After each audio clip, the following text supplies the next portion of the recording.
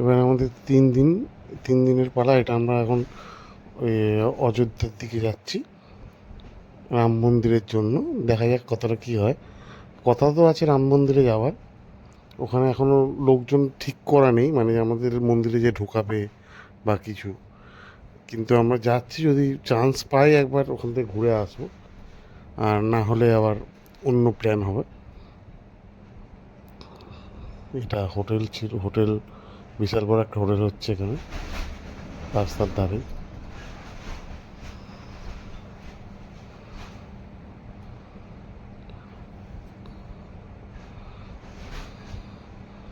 এটা স্টেশন একটা, দেখছেন দারুণ সাজিয়েছে। আমাদের রাস্তার ধারগুলো যেগুলো করেছে প্রচণ্ড। একটা বাস স্ট্যান্ড ছিল একটা, কিন্তু সাজিয়েছে দেখেছেন রাস্তাঘাট, দারুণ সাজিয়েছে, খুব সুন্দর। এটা আমুলের বড় ফ্যাক্টরি এখানে, ইউপির আমুলের সব থেকে বড় ফ্যাক্টরি এখানে।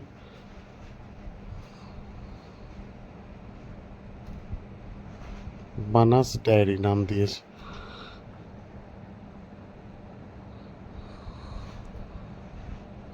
বানাস ডায়েরি দিয়েছে, মনে হচ্ছে বানারসে বলে ওর জন্য বানাস ডায়েরি। এটা কি একটা বড় একটা, এটা ওই আমাদের নিকো পার্কের মতন ওরকম কিছু একটা হবে। সুইমিং পুল টুমিল আছে। এখানে আমরা এখন খেতে দাঁড়ালাম এই ধাবাটায়। এখানে দেখছেন বজরংবলির ছবি, মানে ভেজ ছাড়া কিছুই পাওয়া যাবে না। আমাদের পশ্চিমবাংলার মতন ধাবা না যে সব পেয়ে যাবো, এখানে অনলি ভেজ। ভেজ ছাড়া কিছুই এখানে পাবেন না।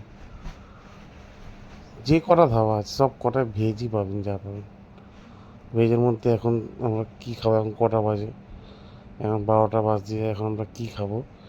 টিফিন তো করা হয়নি, টিফিনই খাবো অ্যাকচুয়ালি। এখানে আমরা পকোড়া অর্ডার দিয়েছি, ভেজ পকোড়া, অনিয়ন পকোড়া, ওটাই খেয়ে নেবো এখন। দেখছেন ধাবাটা খুব সুন্দর।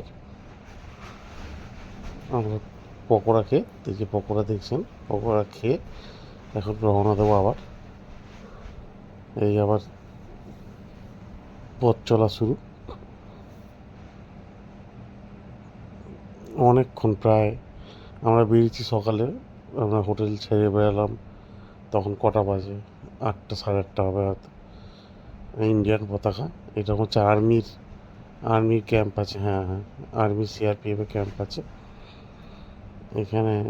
প্রচুর সব রকম। এই যে আমরা এখন, এটা কোথায়, ওইটা অযোধ্যা এয়ারপোর্ট। অযোধ্যা এয়ারপোর্ট এটা, দেখছেন পুরো অযোধ্যা মন্দিরের স্টাইলই করা আছে। অযোধ্যা এয়ারপোর্ট এটা, হ্যাঁ। এয়ারপোর্ট থেকে আরও 25 কিলোমিটার ইয়ে, মানে মন্দিরের যেখানে মন্দিরটা আছে ওইখানে আমাদের ডিসাইড হলো যে আমরা তার জন্য, ওখানে কেউ আমাদের ভিআইপি এন্ট্রি দেওয়ার নেই বলে আমরা আর ওখানে যাচ্ছি না। আমরা এখন, এটা হচ্ছে প্রয়াগরাজে পথে আছে, মানে এলাহাবাদ যাকে বলে, এলাহাবাদের এখন নাম প্রয়াগরাজ হয়েছে। এই যে হচ্ছে প্রয়াগরাজ, এখানেই আপনার কুম্ভ মেলা বসে। এটা হচ্ছে সঙ্গম, এখানে 3টে নদীর মিলন হচ্ছে। এই বড় ব্রিজ, এপারে ব্রিজ ওপারে ব্রিজ।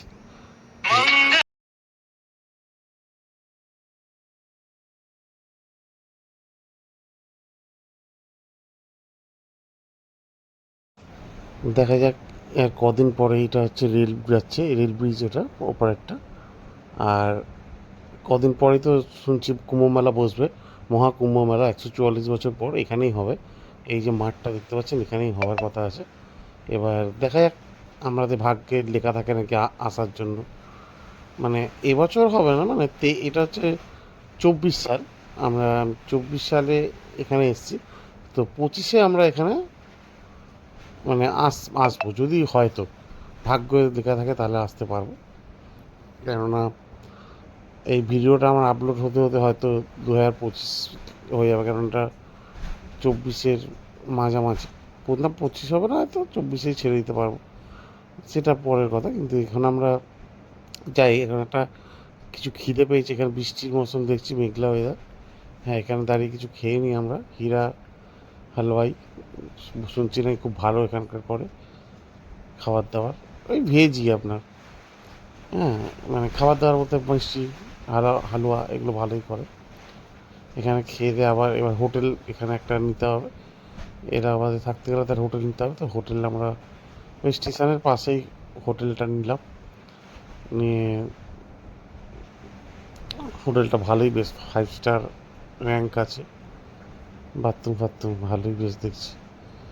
3 বেডরুম বেড দিয়েছে, 3 বেডরুমে বেশ ভালোই দেখছি।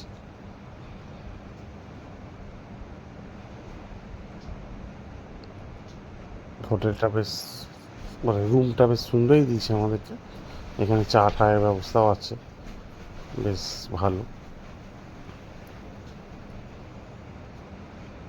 এরপরে আমরা কিছু খেতে বেরাবো, কেননা এই যে জাস্ট হালুয়াই খেয়েছি, মানে দুপুরের খাবারটা ফ্রেশ হয়ে তারপরে দুপুরে বেরাবো।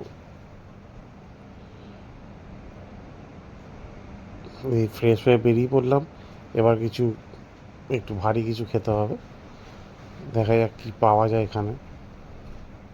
আমরা তো ঠিক জানি না, অজানা এখানে, মানে যে বন্ধুটা এসছে উনি জানে অনেক কিছু, কিন্তু আমাদের তো জানা নেই।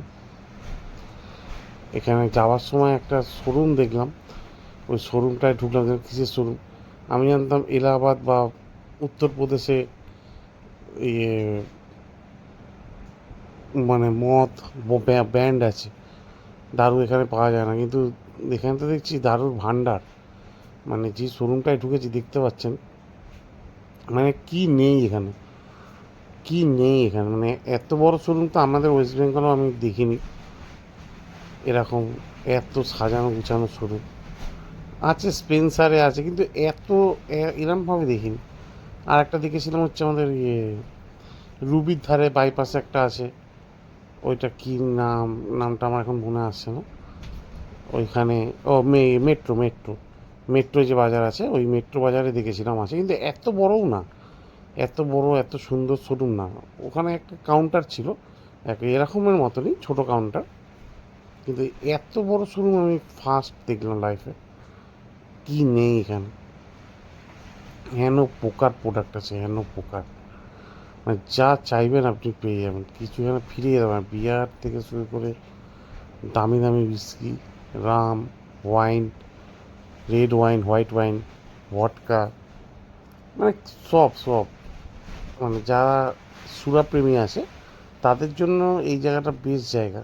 মানে এখানে এসে আপনারা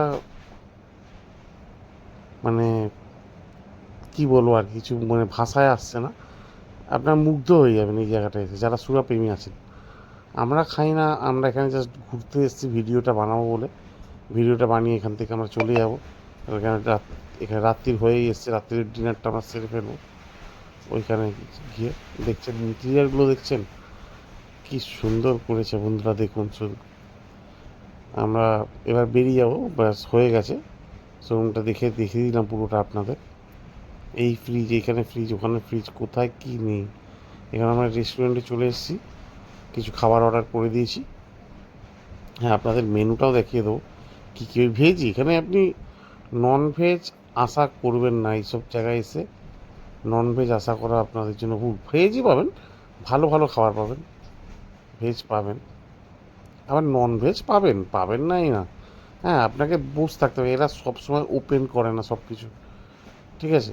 এখানে আপনি ভেজটা সব জায়গায় পেয়ে যাবেন, এটা যে পাঞ্জাবি সর্দারজির এটা আছে ধাবা, তাই এখানে আপনি ননভেজ পাবেন। আমরা এবার রাত্রিবেলা খেয়ে সকাল হয়ে গেছে, সকালে আমরা হোটেলটা এখন ছেড়ে দেবো, চেক আউট করছি, হোটেলটা ছেড়ে দেবো, ছেড়ে আমরা এক হনুমানজি মন্দিরে যাবো। ওখান যেই গাড়ি আমাদের নেওয়া হয়েছে ওই গাড়ি আমাদের নিয়ে যাবে।